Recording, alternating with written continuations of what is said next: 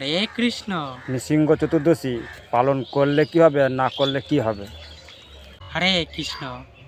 শাস্ত্রে উল্লেখ আছে যে ব্যক্তি নৃসিংহ চতুর্দশী ব্রত করবে না, যতদিন চন্দ্র সূর্য থাকবে ততদিন মৃত্যুর পর তাকে নরক যন্ত্রণা ভোগ করতে হবে।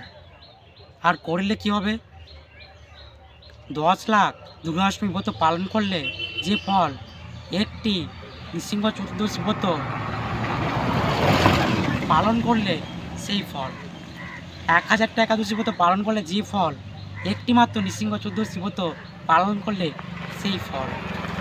ভগবানের প্রতি প্রিয় হওয়া যায়, ভক্তি লাভ করা যায়, সমস্ত বিঘ্ন দূর হয় এবং ভক্তরা সব কিছু ভগবানের সন্তুষ্টি বিধানের জন্য করে। অবশ্যই সকলে আগামী 11ই মে নৃসিংহ চতুর্দশী ব্রত পালন করবেন। হরে কৃষ্ণ, হরি বল।